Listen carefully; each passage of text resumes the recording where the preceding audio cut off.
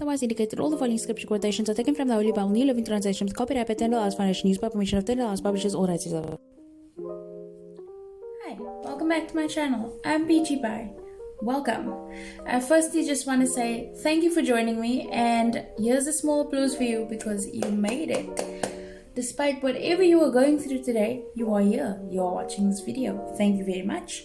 I would love it if you could like, comment, and subscribe. But despite all of that, you're amazing because you made it through today, and you're probably gonna make it to tomorrow.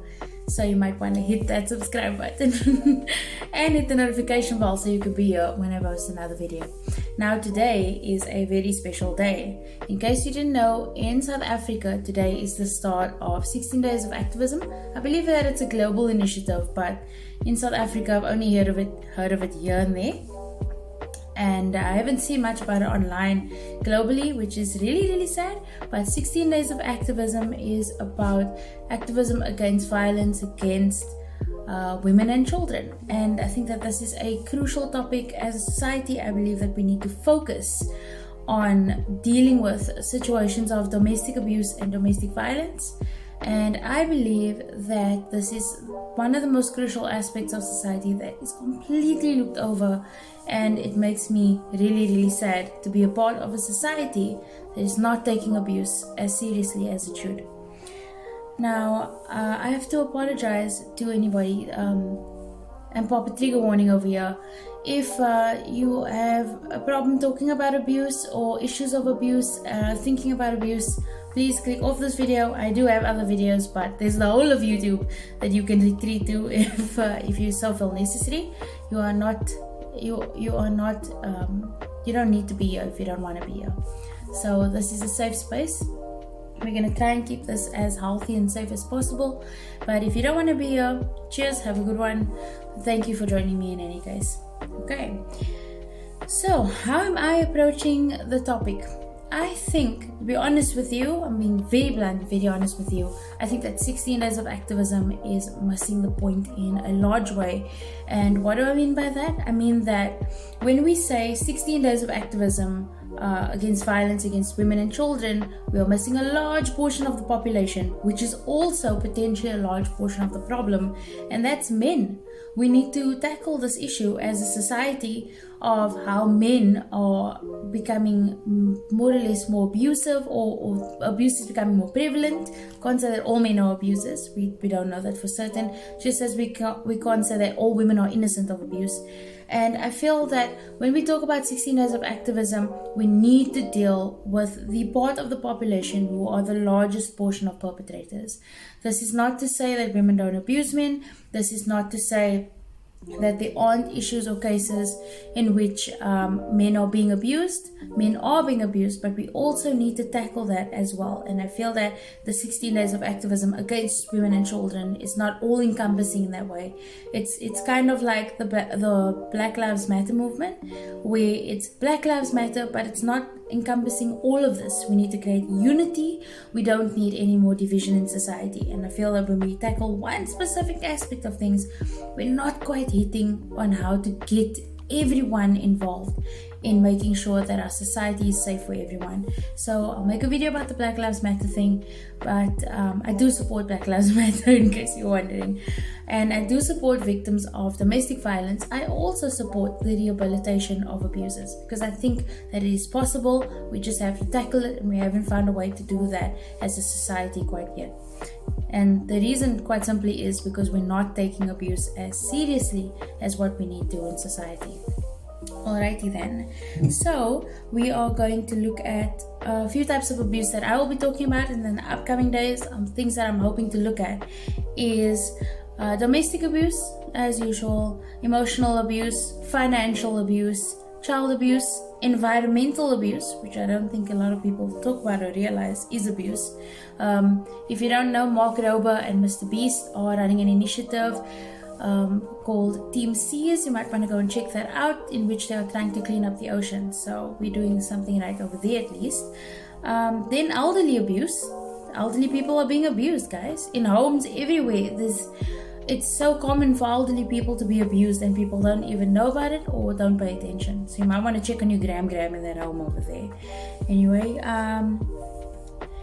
abuse of minorities. We're going to talk about this as well. And by that I mean we're talking about xenophobia and racism and LGBTQ, all of those kind of things we're going to talk about in the upcoming weeks. And religious abuse, which is extremely important to me, in which people use religion to enforce their beliefs on other people and restrict their ability to have freedom. We're also going to look at religious abuse within homes and within domestic relationships. And we are also going to look at how churches abuse finances. Interesting, isn't it? Okay, so let's start. We're looking at dictionary.com's definition of abuse, which, I'm be honest with you, leaves much to be desired. So dictionary.com says that abuse as a verb means to use wrongly or improperly misuse, or to treat in a harmful, injurious or offensive way, to speak insultingly, harshly and unjustly to or about, revile or malign, or to commit sexual assault upon. Right? And then as a noun it says wrong or improper use or misuse, harshly or coarsely insulting language, bad or improper treatment or maltreatment, a corrupt or improper practice or custom, rape or sexual assault. Let's be honest, there's far more areas of abuse here and I really find that dictionary.com's definition is leaving a lot of space for it's leaving a lot to be desired from that definition. But that's the simplest definition that you can think of as abuse. So here's the thing. Now that we know what abuse is, you've been abused and you've abused somebody else. This is the ultimate truth, and I know this is a new phrase that everybody uses. I'm not quite fond of it, but I'll say it. This is a hill that I will die on. You have been abused and you have been an abuser. And the reason that I say that, not to mitigate the feelings of people who have been abused, but the truth of the matter is, when we react to abuse in an abusive way, we are becoming abusive. And it's a really sad reality, because it takes a lot out of a person to become a person that responds to abuse with abuse. For example, someone shouts at you and you shout back and then start insulting them, maybe because you want to hurt them. That's also abuse, and we have to admit that we've all done this. It's really sad, but we've all done this. In workplaces, people are being abused all the time. Your bosses, they want you to work overtime without paying you. That's abuse, guys. That's abuse, and it sucks. But we need to start seeing that abuse is actually a common part of life, and we need to start addressing it so that it doesn't become an unnoticed part of life, so that we can change those things. We can change those areas. Like I said, I'm not trying to mitigate the impact of abuse on people who are victims of domestic violence and physical abuse and all those other kinds of abuse, or any abuse. I'm just being honest here that if you have been abused, you most likely have also engaged in abuse in some way, which is really awful and terrible, because you otherwise, if you hadn't been abused, you wouldn't react to abuse with abuse, which is why it's called reactionary abuse. So we are going to talk about all of these things in the upcoming days. Please feel free to leave a comment. If you hate what I'm saying, I'm fine with that. That's cool. We have to learn to agree to disagree. I heard YouTube's getting rid of the dislike button, but that's also fine. We've got to learn to agree to disagree, and we've got to be able to present our points in a comfortable way and express ourselves properly. Alrighty, tighty.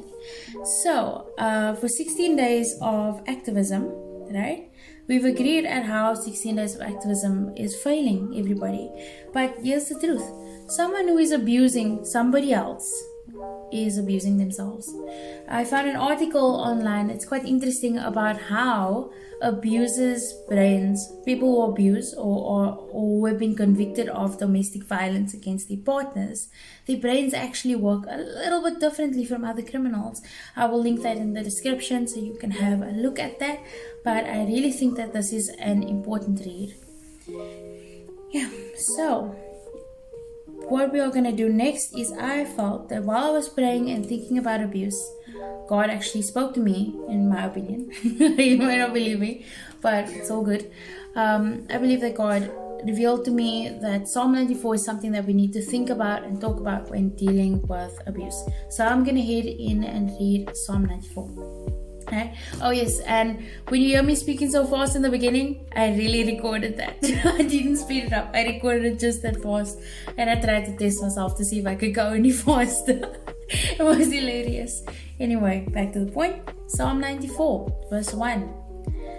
O Lord, the God of vengeance, O God of vengeance, let your glorious justice shine forth. Arise, O Judge of the earth, give the proud what they deserve.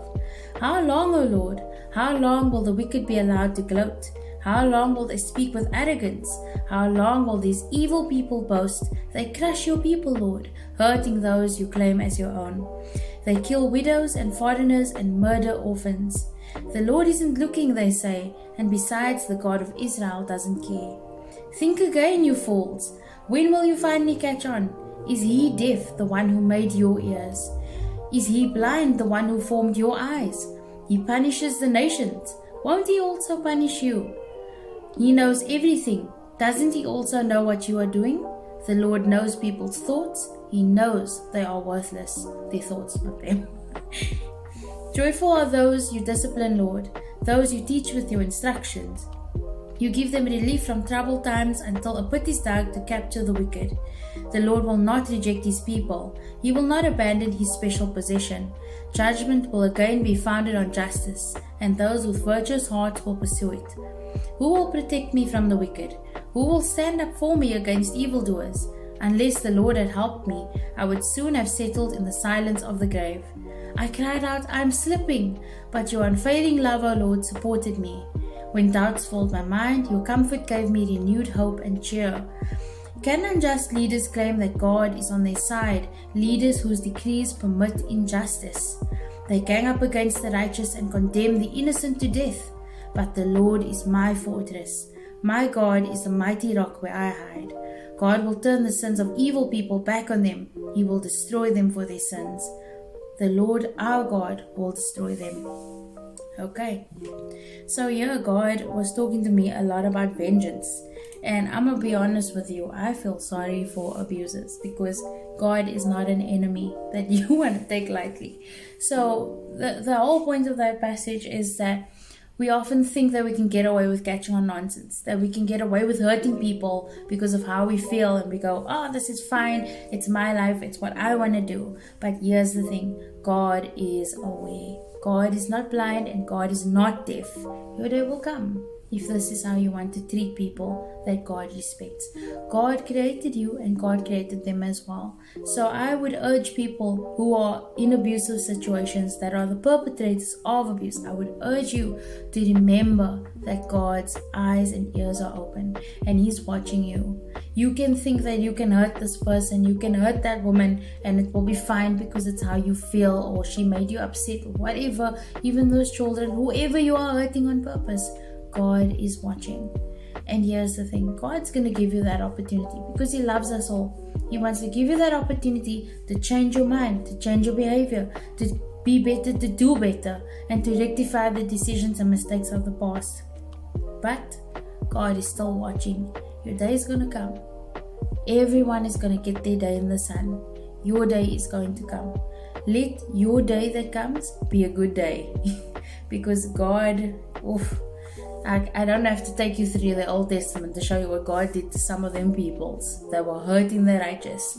So that's telling you now that God is giving a stern warning at the start of the 16 days of activisms. Abusers, beware.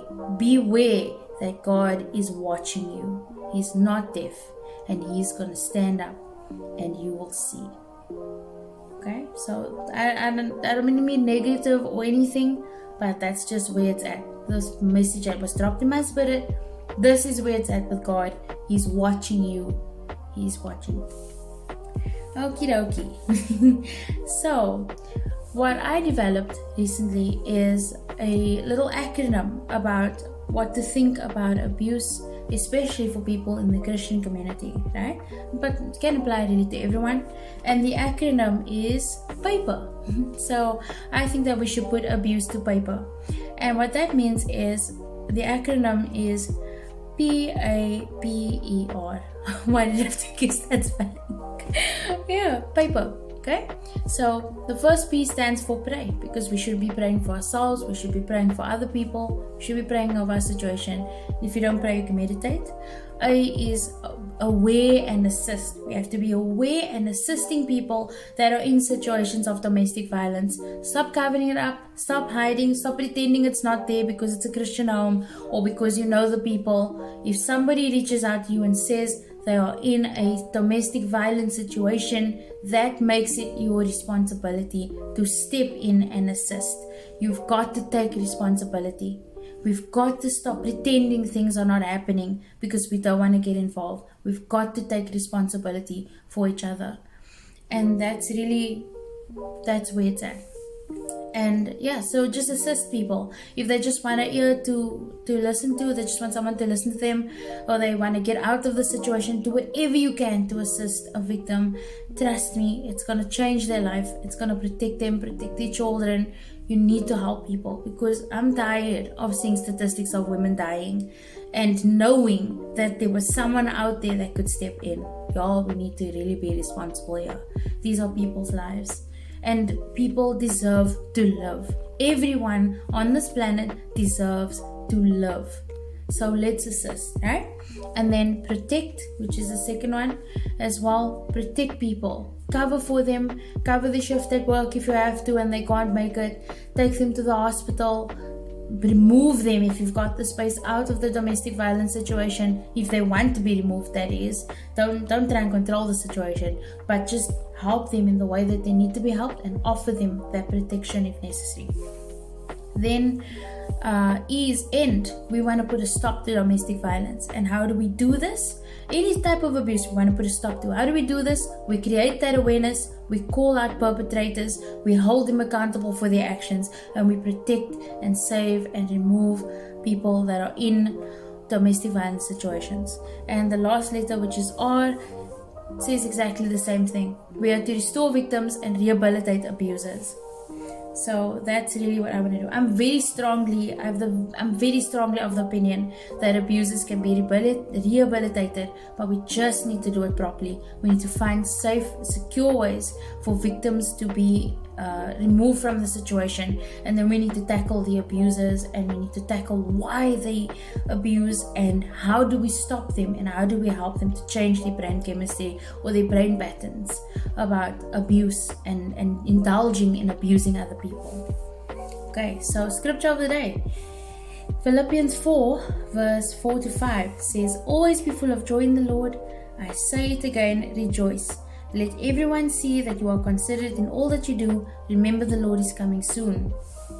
Okay, so the reason that I feel that the Lord gave me this scripture specifically was not to say, yeah, be happy all the time. No, the scripture is actually saying, be full of joy in the Lord.